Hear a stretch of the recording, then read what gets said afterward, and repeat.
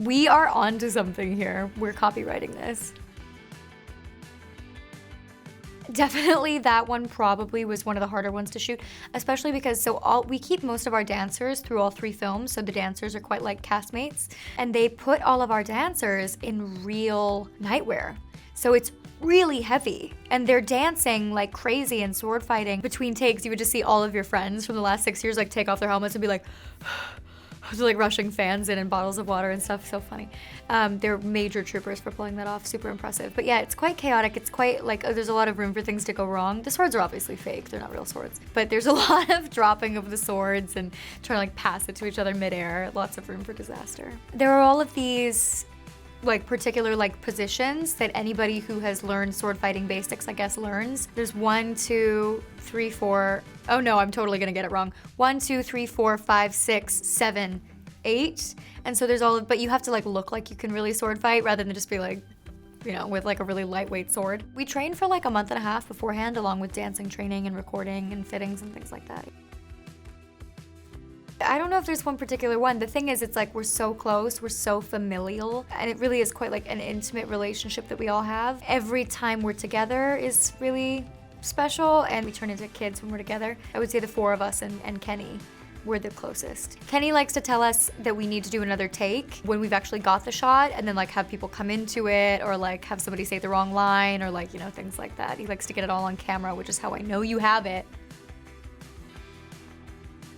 I mean, that one was fun, but it took us ages. That one took us like 3 days to shoot. By the end of it, we were like, no more of this. I think it was the first thing we shot, and we were really like, Kenny, we can't do this anymore. Obviously, the opening was really fun to shoot. Like, Good to Be Bad coming out of the tunnel is so fun, because you feel like you're in like some weird Michael Jackson, like, you know, dancing all together in unity. Like, you're like in like this Michael Jackson meets like Sharks and Jets kind of moment.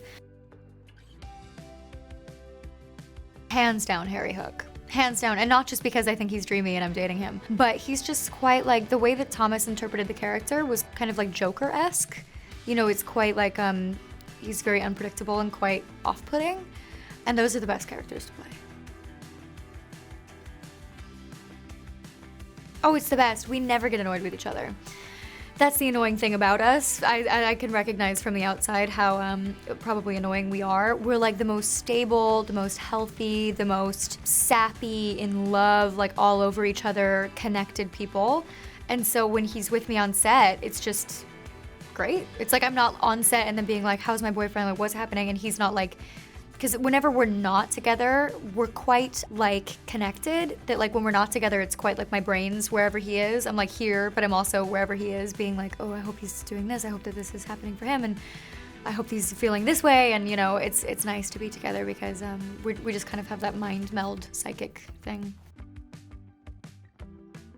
He always does period stuff. Like, he just got done doing Catherine the Great. I don't know, I feel like I would love to do like a Suicide Squad-esque kind of thing. I always want to play a villain, and he always gets cast as the villain. He's like this sweet little chocolate chip, but he's always cast as the villain. It makes me laugh.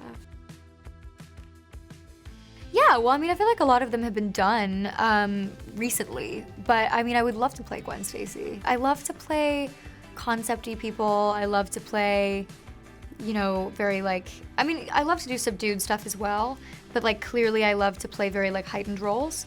I would love to play like a sort of Olivia Wilde in Tron, or sort of like a, I just said this, but like Ex Machina, or yeah, I mean Gwen Stacy, or like a Marvel villain, I think.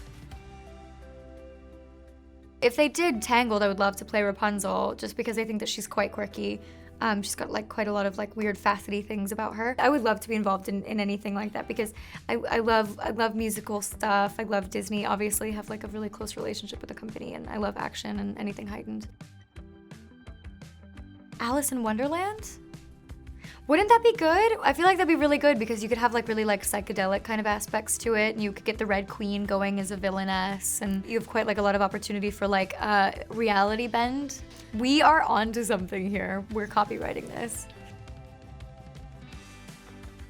The franchise itself is such a love letter to the misfit, you know? It's such a love letter to the underdog or the outsider, which is very funny, you know, as somebody who's like sitting here with like long purple hair and like my makeup's all done and I'm like, the outsider. But like truly, I think everybody feels like an outsider. There have definitely been times in my life, well, my whole life, I felt like an outsider. My whole life, I felt like a loner or like somebody really different. Like I think, you know, in middle school, I literally had 0 friends. Like in high school, I probably had 1 friend. And so I think that anybody can really relate to the themes of Descendants. And I love seeing, my favorite thing ever is when a parent has a Twitter and they're like, I created a Twitter just to post this. This is my little girl. You know, we live in like Arkansas, or we live in, you know, rural, you know, London. We live in, you know, Iceland. Like people send me stuff from all over the world. We live in Mexico. We live like everywhere. And they send me pictures of their little girl with like spray painted hair, like being like, because I remember when I was a kid, I was not a princess. I was a monster. Like all I wanted to wear was like beast feet, and I wanted to have tattoos, and I was like, I am a scary monster, and I wanted to feel recognized. And I think Mal is like such a creature. She's such a good role model for young girls to feel represented as not like this sort of like feminine archetype. She's quite beastly.